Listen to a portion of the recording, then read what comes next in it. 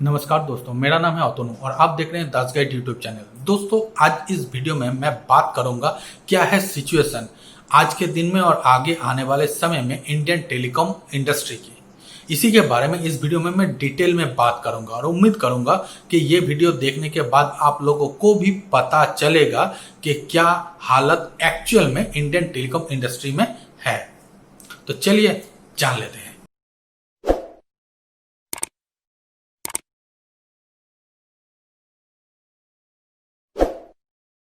दोस्तों, किसी एक जमाने में इंडिया में बहुत सारे टेलीकॉम ऑपरेटर था। आई गेस 13 या फिर 16, लेकिन वही ऑपरेटर घटते घटते आज के दिन में 3 प्राइवेट टेलीकॉम ऑपरेटर और एक गवर्नमेंट की टेलीकॉम ऑपरेटर में आ गया है। मतलब आज के दिन में हम कह सकते हैं कि 4 टेलीकॉम ऑपरेटर इंडिया में ऑपरेट कर रहा है और जिनमें से 3 प्राइवेट। अब दोस्तों, 3 कौन कौन सा है ये आप सभी को पता है, लेकिन इंडिविजुअली अलग अलग तरीके से मैं डिस्कस करूंगा, इसीलिए मैं शुरुआत कर रहा हूं जियो से। पहली बात, जियो सबसे नया प्लेयर है इंडियन टेलीकॉम मार्केट में और इसी के तहत या फिर इसी के लिए जियो के पास सबसे ज्यादा अपॉर्चुनिटी भी हो जाते हैं। दोस्तों, जियो जबकि सबसे पहला टेलीकॉम ऑपरेटर है और वो शुरुआत ही किए हैं 4G से, तो इसीलिए जियो के पास जो नंबर ऑफ सब्सक्राइबर है वो बहुत ही ज्यादा तेजी से बढ़ रहा है।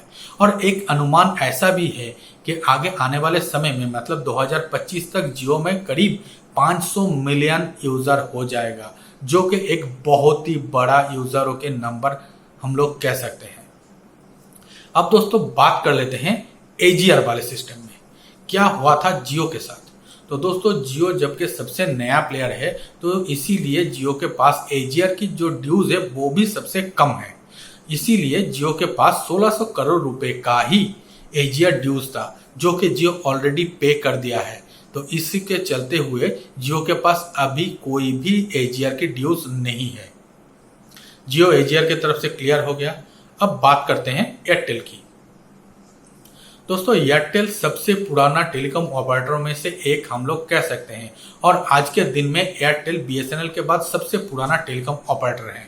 तो एयरटेल को भी बहुत सारे पैसा एजीआर के तहत देना होगा, लेकिन एयरटेल जबकि सबसे पुराना टेलीकॉम ऑपरेटर है और एयरटेल के जो एसेट्स हैं उसके भी वैल्यूएशन बहुत ही अच्छा है, तो इसी को देखते हुए एयरटेल अलग अलग जगह से अपना फंड रेज कर रहा है।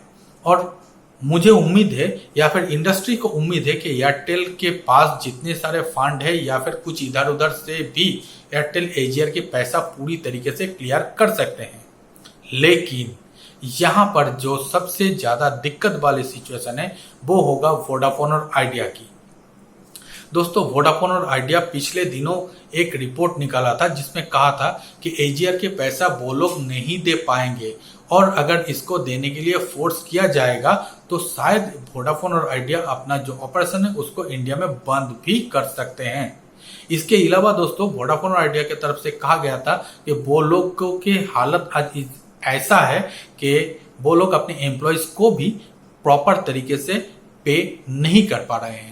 तो इन हालत में उन लोगों के लिए एजीआर के पेमेंट करना, वो भी 45,000 करोड़ रुपए, ये एक बहुत ही बड़ा अमाउंट हो जाते हैं।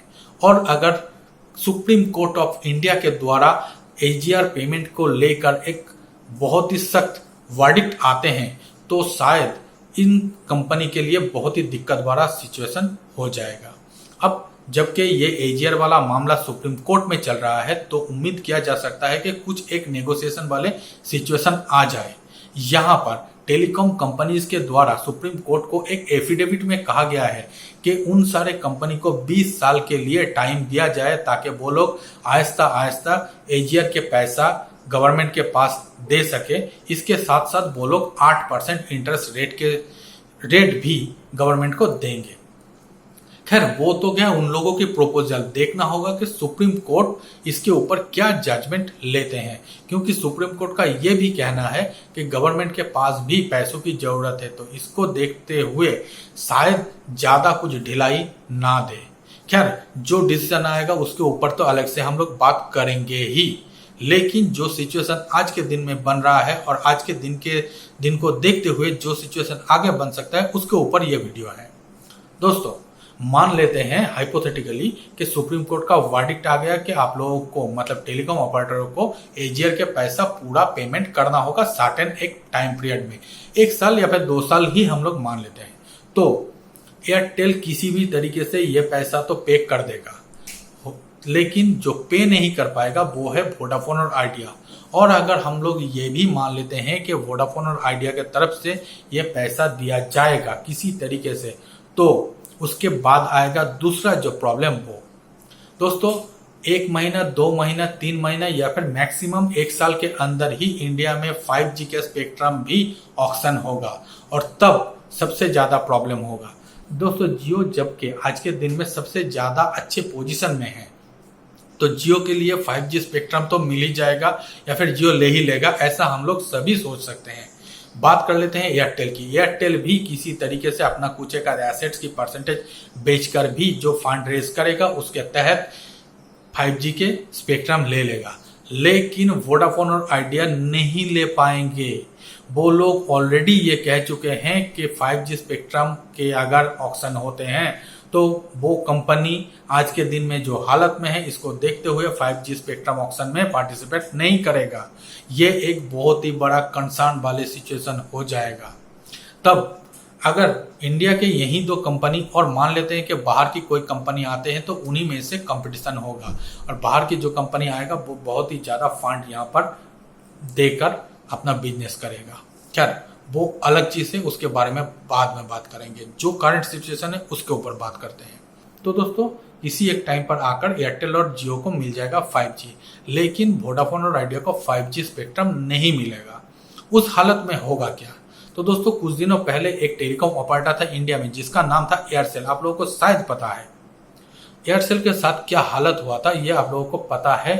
अगर नहीं तो मैं दोबारा बता देता हूँ। जब हर एक इंडियन कंपनी अपने नेटवर्क को अपग्रेड कर रहा था उसी टाइम में एयरसेल के द्वारा अपने नेटवर्क को अपग्रेड नहीं किया गया था।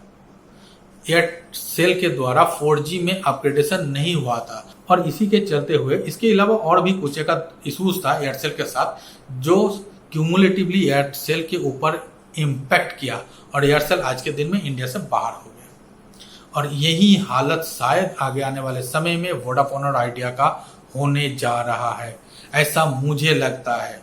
और शायद मेरा लगना गलत भी नहीं है।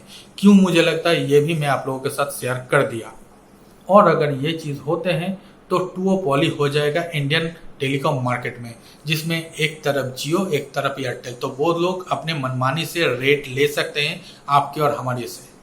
तो इसको देखते हुए एटलीस्ट 3 कंपनी प्राइवेट की इंडियन टेलीकॉम मार्केट में होना चाहिए, ऐसा गवर्नमेंट के तरफ से कहा गया है।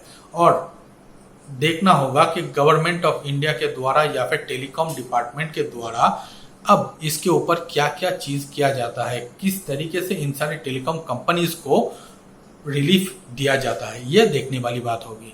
मुझे उम्मीद है कि इंडियन टेलीकॉम डिपार्टमेंट के तरफ से इन सारी टेलीकॉम कंपनी को रिलीफ दिया जाएगा, क्योंकि अगर ऐसा नहीं होता है तो आगे आने वाले समय में हमारी इंडिया में सिर्फ 2 ही प्राइवेट टेलीकॉम ऑपरेटर होगा। तो दोस्तों यही मुझे लगता है, बाकी इसके रिलेटेड आप लोगों को क्या लगता है जरूर कमेंट करके बताइए। तो दोस्तों यही था इस वीडियो में। उम्मीद करता हूँ ये वीडियो आप लोगों को अच्छा लगा होगा। अगर अच्छा लगे तो हमारे वीडियो को लाइक कर दीजिए, अपने दोस्तों के साथ इसको शेयर कर दीजिए और हमारे चैनल को सब्सक्राइब जरूर कीजिए। तो मिलते हैं अगले वीडियो में, तब तक के लिए नमस्कार।